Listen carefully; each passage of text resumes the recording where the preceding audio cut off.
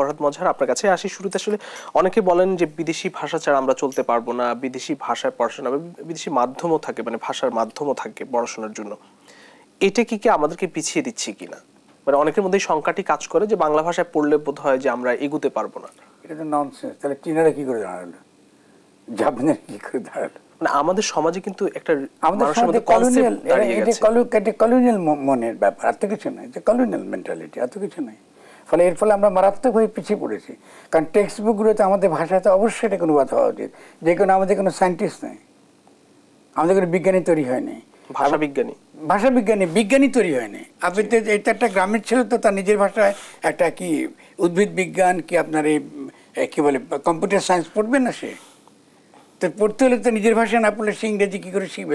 ইংরেজিতে আমি বলছি না ইংরেজি আপনি বাদ দেবেন, এটা ইস্যু না। ইংরেজিতে সেকেন্ড ল্যাঙ্গুয়েজ থাকতে পারবে। এখন মঞ্জুর যে কথা একটা ভালো কথা বলছেন, আমি সেটা একটু জোর করতে চাই। তাহলে যে প্রত্যেকটা সাইকোলজিস্টরা বারবারই বলেছে যে বিভিন্ন ভাষার মধ্যে একসঙ্গে বাস করাটা তার মানসিক বিকাশের জন্য অত্যন্ত ভালো। পৃথিবীতে আমি দীর্ঘকাল আমেরিকায় ছিলাম, আমার ছেলে মেয়েকে যেন বড়ো করেছেন, বারবার আমাকে টিচারে বলতে যে বাইলিঙ্গুয়ালিজম ইজ ভেরি গুড, ভাষা সবসময় বাংলা বলবে। তো এটা প্রত্যেকে জানে, এটা নতুন কিছু না।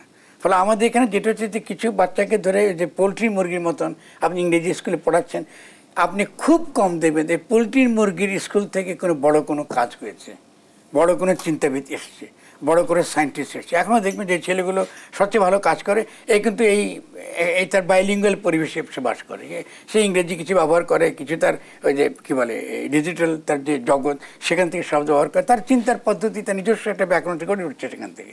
তো ফলে যারা বলে যে বাংলা ভাষায় হলে ইংরেজি থেকে বিচ্ছিন্ন কিছু হবে না, এটার পক্ষে কোনো বৈজ্ঞানিক যুক্তি নাই এবং কখনো কোনো জনগোষ্ঠী দাঁড়াতে পারেনি আপনার যদি এটা না। আমি একটা উদাহরণ আপনার দিই, ইসরায়েলি কে করে বড় হলো? ওদের সব হিব্রু ল্যাঙ্গুয়েজ, মৃত ভাষাকে ধরা করছে তারা। আমি তো মৃত সবচেয়ে সমৃদ্ধশালী ভাষা বাংলা, আপনি তাকে বিকশিত করতে চাইছেন না। আপনার চোখের সামনে একটা মৃত ভাষা হিব্রু দিয়ে পড়াচ্ছে, সরকারি থেকে আরম্ভ করে স্কুল থেকে আরম্ভ করে everything in the Hebrew language. ওটা কী করে হয়েছে? আর সমস্ত ট্যাক কোম্পানিগুলো যে বড় বড় বিগ কোম্পানি আজকে গিয়ে সব ইসরায়েলি যাচ্ছে কি জন্য? ওখানে সায়েন্টিস্ট পাবেন, ওই সায়েন্টিস্ট পাই সব ইহুদি পাচ্ছেন কেন আপনি মুসলমানদের পান না কেন?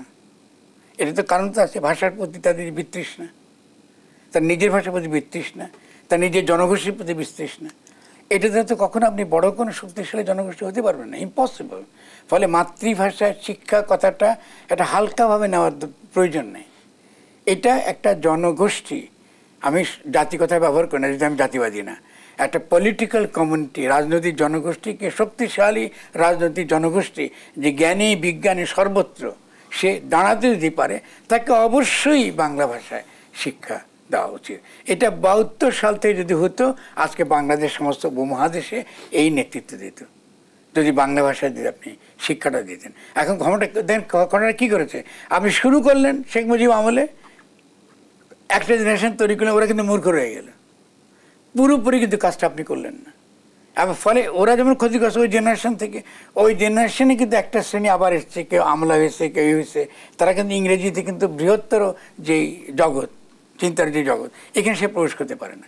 ফলে এটা তো আমাদেরকে এই চিন্তা কেন সমাজে আছে, কী জন্য হয়েছে, এটা সোশ্যালজিক্যাল ব্যাখ্যা থাকতে পারে, তার আর্থসামাজিক ব্যাখ্যা থাকতে পারে, কিন্তু এটা ডেফিনেটলি জ্ঞান বিজ্ঞানের দিক থেকে, ভাষার দিক থেকে,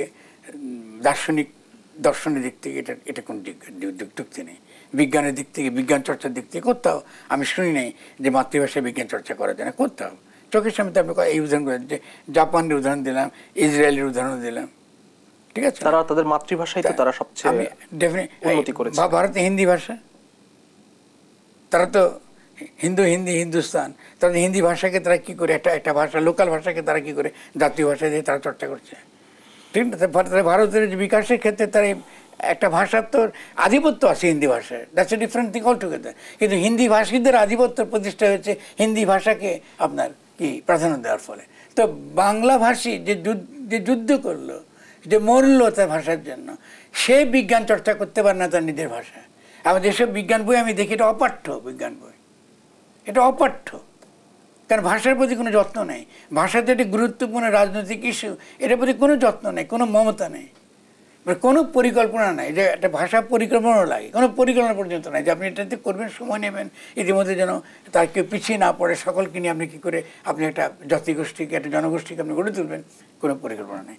ফলে এটা এই মিথটা আমাদেরকে ভাঙতে হবে। শেষ কথা কি বলবেন? শেষ কথা হলে যে কথাগুলো বলছে ওটা করুন। জি, অসংখ্য ধন্যবাদ আপনাকে, খুবই গুরুত্বপূর্ণ কথা বলেছেন। তাই কোনো আদালতে আপনি বাংলা ভাষা প্রচলন করুন, মাতৃভাষা বা বাংলা ভাষা যেটা মঞ্জু যেটা বলছেন, আমাদের একটা কমন ভাষা তো লাগবে, যে ভাষাটা একটা ব্যবহারিক অর্থে। এটা কি নিয়ে আসুন আমরা বিজ্ঞান চর্চা করি, আমরা সাহিত্য চর্চা করি, ঠিক না? আমরা সব কিছু এটা দ্বারাই করি, even computer technology, digital technology, সব কিছুতে আমি ভাষা দিয়েই তো ঢুকতে পারি, এটা তো কঠিন কিছু না।